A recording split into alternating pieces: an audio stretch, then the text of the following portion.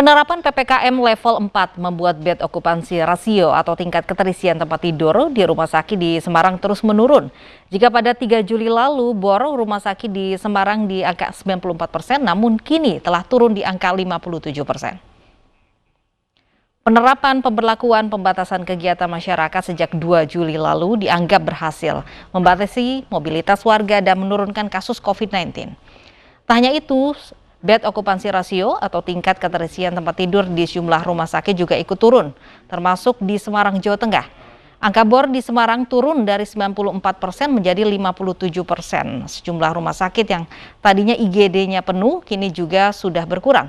Untuk rumah sakit rujukan COVID-19 di Semarang kini hanya ada 3 yang penuh, yakni RS Permata Medika, Rumah Sakit Telogorjo, dan RS Panti Wilasa.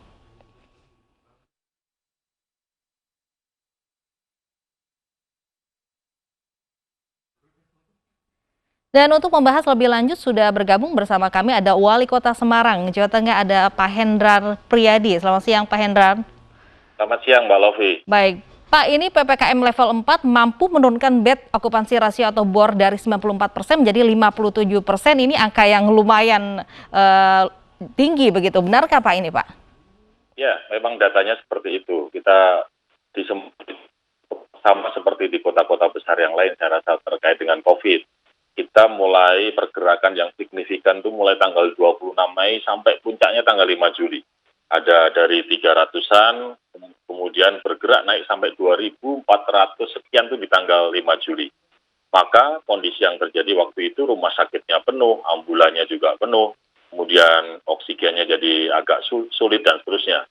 Tapi alhamdulillah dengan pemberlakuan PPKM darurat dari tanggal 3 sampai 20 Juli, diperpanjang lagi PPKM level 4 dari tanggal 21 sampai 25, dan yang terakhir ini tanggal 26 sampai 22 Agustus mendatang sangat membantu mengatasi percepatan penanganan COVID. Hari ini bor di rumah sakit yang di ICU masih sangat penuh, artinya ada 1-2 saja yang kosong. Nah, beberapa rumah sakit juga masih penuh. Tapi secara total akumulasi bor isolasi COVID di rumah sakit sudah turun mencapai 56,27%, dan kita punya 7 isolasi terpusat, sekarang bornya di angka 28%.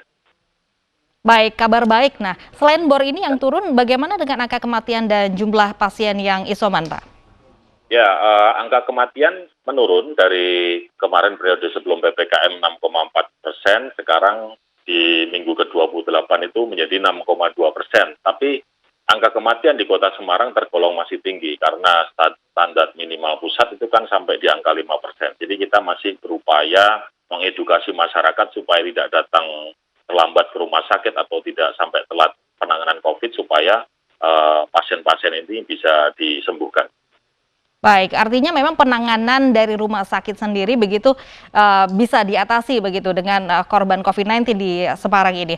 Nah, kalau untuk PPKM level 4 ini apakah memang diperpanjang dengan jumlah pelonggaran? Seperti apa aturannya saat ini di Semarang?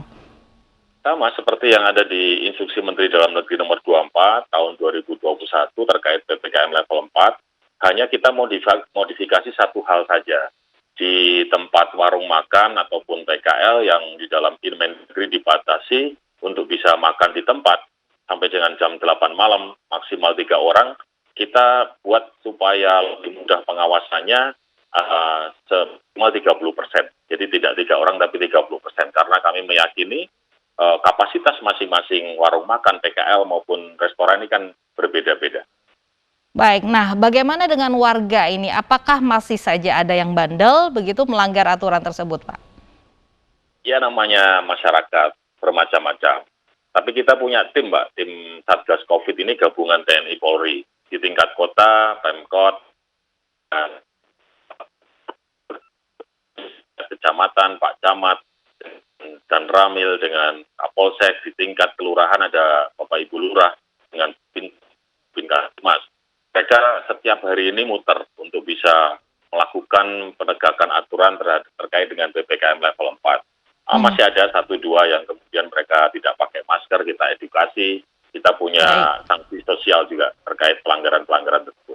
Baik, oke. Pak, ini kan angka bornya ini sudah baik begitu. Nah, ini ada pelonggaran-pelonggaran. Apakah memang optimis begitu, yakin ini angkanya juga terus menurun? Bagaimana antisipasinya? Ya ini adalah sebuah pilihan gitu ya. Artinya kita tidak boleh terlalu kencang saja di urusan medis kesehatan karena masih ada yang namanya sosial budaya ekonomi yang masyarakat kalau mereka tidak diperbolehkan untuk melakukan aktivitas ekonomi bisa-bisa dia susah menderita meninggal bukan karena COVID tapi nggak bisa makan. Maka pilihan ini harus kita kelola dengan baik. Saya rasa masyarakat Semarang ini belajar dari pengalaman. Begitu dahsyatnya ledakan COVID yang kedua di tahun 2021, karena mereka mungkin beberapa abai dengan protokol kesehatan, mereka bisa terkena dan bahkan ada yang meninggal. Kami tinggal mengingatkan kepada masyarakat untuk dua hal saja hari ini yang kita lakukan percepatan, yaitu vaksinasi. Yang kedua adalah protokol kesehatan di dalam setiap aktivitas kegiatan mereka. Baik, kolaborasi kerjasama antara pemerintah dan juga warga menurunkan tingkat okupansi dari Ya. di Semarang sendiri. Baik, terima kasih Pak Hendrar Priyadi, Wali Kota Semarang, Jawa Tengah, sudah bergabung bersama kami.